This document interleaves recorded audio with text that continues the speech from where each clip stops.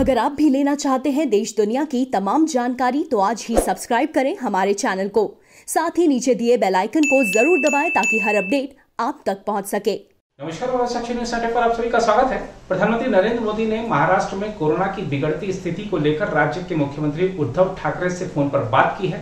क्या है पूरा मामला आपको विस्तार से बताएंगे, लेकिन आपको बता दें कि कोरोना के नए संक्रमण के मामलों की बात हो, चाहे कोरोना से होने वाली मृत्यु की बात हो, दोनों ही मामलों में महाराष्ट्र देश में नंबर 1 पर बना हुआ है। इसके साथ ही बात करेंगे फिल्म अभिनेत्री कंगना रनौत की, जिन्होंने इंस्टाग्राम पर लिखा है कि वह कोरोना पॉजिटिव हो गई हैं और घर पर ही पृथकवास में रह रही हैं। इस पर भी आपको सारी जानकारी देंगे और लिए चलेंगे आपको पश्चिम बंगाल में भाजपा भले ही सत्ता हासिल नहीं कर पाई हो, लेकिन एक सामान्य परिवार की सामान्य महिला जिनके पति राजमिस्त्री का काम करते हैं, उन्होंने विधानसभा चुनाव जीतकर सबको चौंका दिया है। आपको मिलवाएंगे चंदना बाउरी से और जानेंगे कि उनके लिए प्रेरणा क्या है। लेकिन सबसे पहले बात करते हैं महाराष्ट्र की, जहां के मुख्यमंत्री से की है प्रधानमंत्री ने बात। प्रधानमंत्री नरेंद्र मोदी ने शनिवार को महाराष्ट्र के मुख्यमंत्री उद्धव ठाकरे से बात कर राज्य में कोविड-19 की वर्तमान स्थिति पर चर्चा की।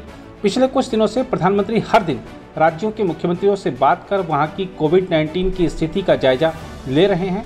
उन्होंने शुक्रवार को मणिपुर, त्रिपुरा और सिक्किम के मुख्यमंत्रियों से बात की थी, जबकि उससे पहले उन्होंने आंध्र प्रदेश, ओडिशा, झारखंड और तेलंगाना के मुख्यमंत्रियों से बात कर इन राज्यों में कोविड-19 की ताज़ा स्थिति पर चर्चा की थी। प्रधानमंत्री जम्मू एवं कश्मीर के साथ ही पुडुचेरी के उपराज्यपालों से भी बात कर स्थिति की समीक्षा कर चुके हैं। मौत के नए मामलों में सर्वाधिक 898 मौतें महाराष्ट्र में पिछले 24 घंटे में हुई हैं। देश में अब तक हुई कुल 2,38,270 मौतों में से अकेले 74,413 मौतें महाराष्ट्र में हुई हैं। उधर फिल्म अभिनेत्री कंगना रनौत कोरोना वायरस से संक्रमित पाई गई हैं और घर पर पृथकवास में रह रही हैं।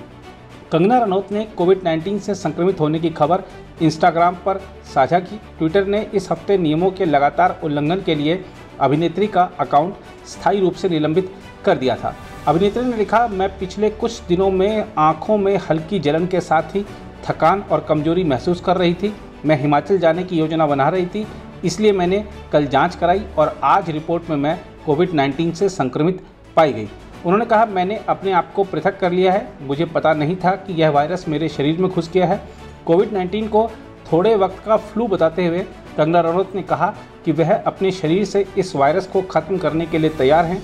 उन्होंने कहा, अब मैं जानती हूं कि मैं इसका खात्मा कर दूंगी। कृपया अपने ऊपर किसी ताकत को हावी न होने दें। अगर आप डरेंगे तो यह आपको और डराएगा।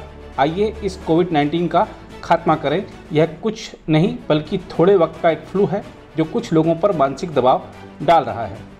इस बीच भारतीय जनता पार्टी पश्चिम बंगाल विधानसभा चुनाव में भले तृणमूल कांग्रेस को हरा नहीं पाई हो, लेकिन उसकी 30 वर्षीय एक ऐसी उम्मीदवार ने जीत हासिल कर उदाहरण पेश किया जो बहुत ही सामान्य परिवार से संबंध रखने वाली और एक कमरे के कच्चे मकान में रहने वाली गृहिणी हैं, और जिनके पति राजमिस्त्री का काम करते हैं।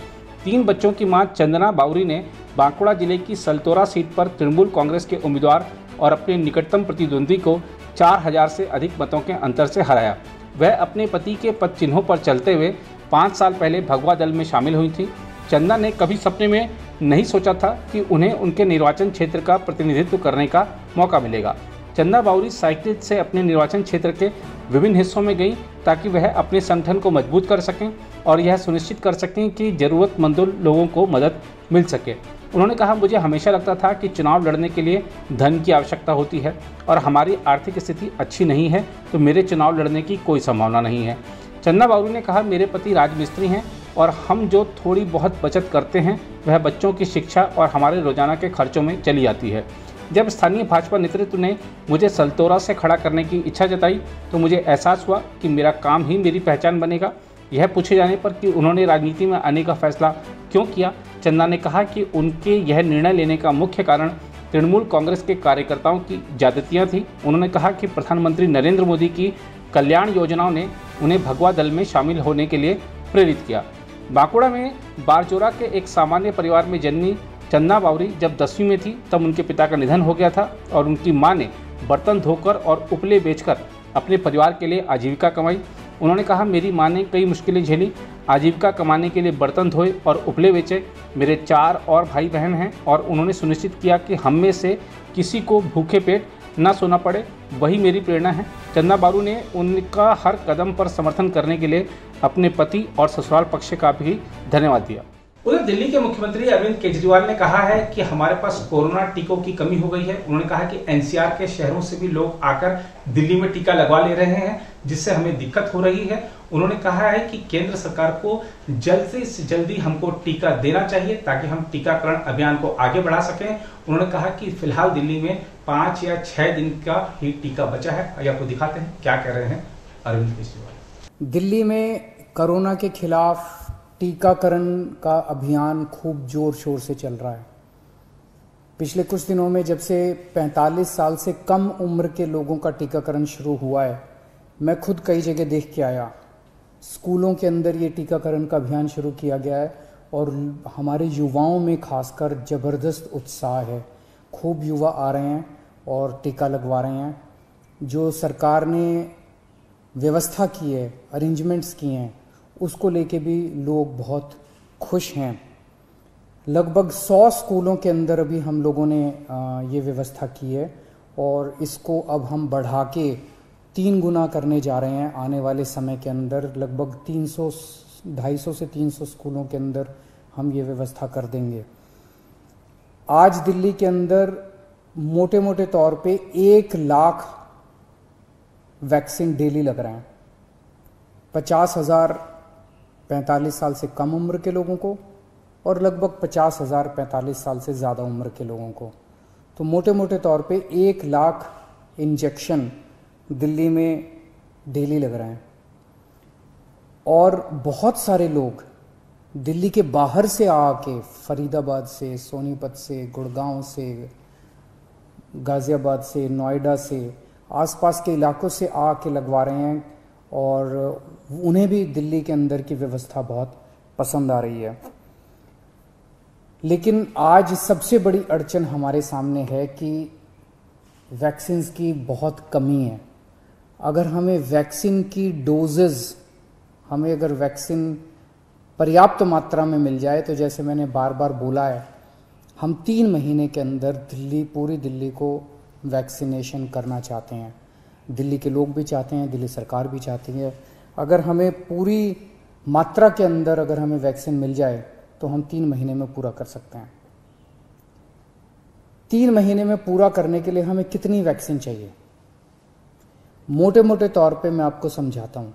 दिल्ली की जनसंख्या 2 करोड़ है। बहुत ही मोटे मोटे तौर पे 1 करोड़ लोग 18 से 45 साल के बीच के हैं। 50 लाख लोग 18 साल से कम उम्र के हैं। 50 लाख लोग 45 साल से ज़्यादा उम्र के हैं। तो 1 करोड़ 18 साल से ऊपर वाले लगभग 1.5 करोड़ लोग हो गए। 50 लाख लोग 18 साल से कम उम्र के हैं और बाकी 1.5 करोड़ लोग 18 साल से ज़्यादा उम्र के हैं। इन 1.5 करोड़ लोगों को 2 करोड़ वैक्सीन लगाने हैं, तो 3 करोड़ वैक्सीन चाहिए। 3 करोड़ में से अभी तक दिल्ली सरकार को टोटल मिला के 40 लाख के करीब वैक्सीन मिले हैं। तो 2 करोड़ 60 लाख वैक्सीन और चाहिए। 3 महीने में 2 करोड़ 60 लाख वैक्सीन चाहिए। लगभग मोटे मोटे तौर पे 85 लाख, 80 से 85 लाख वैक्सीन पर मंथ चाहिए अगले 3 महीने के लिए। अगर इतने वैक्सीन हम लोगों को उपलब्ध करा दिए जाएं तो दिल्ली के हर व्यक्ति को 3 महीने के अंदर वैक्सीन करवाया जा सकता है। 80-85 लाख वैक्सीन हर महीने लगाने के लिए डेली 3 लाख वैक्सीन लगाने पड़ेंगे। आज हम 1 लाख वैक्सीन ऑलरेडी लगा रहे हैं 100 स्कूलों में। इसको जैसा मैंने बताया 300 स्कूल करने जा रहे हैं हम लोग। तो हम अपनी capacity 3 lakh vaccine per day बड़े आराम से कर सकते हैं, इसमें कोई दिक्कत नहीं है। अब जब कि हमने व्यवस्था शुरू कर ली है, हमें पता है कि कैसे करनी है और अगले कुछ दिनों में करने जा रहे हैं, तो 3 लाख वैक्सीन पर डे हम लगा सकते हैं, दिल्ली सरकार लगा सकती है। आज की डेट में भी 1 लाख लगा रहे हैं। अगर हमें समुचित 80-85 लाख वैक्सीन पर मंथ मिल जाए तो हम 3 महीने के अंदर पूरी दिल्ली को वैक्सीनेशन कर सकते हैं। यहाँ इससे भी थोड़ी ज़्यादा ही ज़रूरत पड़ेगी। जैसा मैंने बताया कि पूरे एनसीआर रीजन से, गुड़गांव से, नोएडा से, गाज़ियाबाद से, फरीदाबाद से, आसपास के सभी इलाकों से लोग वैक्सीन लगवाने के लिए दिल्ली आ रहे हैं। तो जितना मैं कह रहा हूँ इससे थोड़ी ज़्यादा ही ज़रूरत पड़ेगी, लेकिन कम से कम इतनी ज़रूरत तो हमें पड़ेगी। तो मेरी केंद्र सरकार से निवेदन है कि हमारे को उचित मात्रा में वैक्सीन उपलब्ध करवाए जाएं। पिछले कुछ दिनों से हम अखबारों में भी पढ़ रहे हैं कि प्रधानमंत्री जी के प्रिंसिपल साइंटिफिक एडवाइज़र ने चेतावनी दी है, वार्निंग दी है एक तरह से कि थर्ड वेव भी आ सकती है। उसके ऊपर सुप्रीम कोर्ट ने भी अपनी चिंता जाहिर की है। लोग भी बड़े चिंतित हैं कि पहली और दूसरी, ये दूसरी वेव तो इतनी ज़्यादा खतरनाक है कि अगर तीसरी वेव भी इसी तरह की रही तो पता नहीं क्या होगा। तो तीसरी वेव से भी अपने आप को बचाने के लिए वैक्सीनेशन जो है ये बहुत ज़रूरी है। अगर हमने पूरी दिल्ली को अपने को वैक्सीनेशन कर लिया तो यही एक चीज़ है जो हमें तीसरी वेव से बचा सकती है। यही एक ऐसा सुरक्षा चक्र है जो अपने को तीसरी वेव से बचा सकता है। तो उस दिशा में आपकी सरकार, दिल्ली सरकार पूरे प्रयास कर रही है और हमें केंद्र सरकार से, जैसे केंद्र सरकार अभी तक मदद करती आई है, मुझे पूरी उम्मीद है कि केंद्र सरकार इसमें भी मदद करेगी। हमें खास तौर से बच्चों की बड़ी चिंता है। 18 साल से कम उम्र के बच्चों को, अभी युवाओं को, बच्चों को अभी ये वैक्सीन नहीं लग सकता। मेरा सभी एक्सपर्ट से और केंद्र सरकार से अपील है कि उनके लिए भी जल्द से जल्द कोई वैक्सीन का इंतजाम किया जाए ताकि उनको भी वैक्सीन दी जा सके, उनको भी वैक्सीन लगाई जा सके। आज की डेट में हमारे पास 5 से 6 दिन की वैक्सीन दिल्ली में बची है जो कि हम पूरी तेज़ी से लगा रहे हैं। मैं उम्मीद करता हूं कि जल्द से जल्द उचित मात्रा में दिल्ली के लोगों के लिए वैक्सीन मुहैया कराई जाएगी।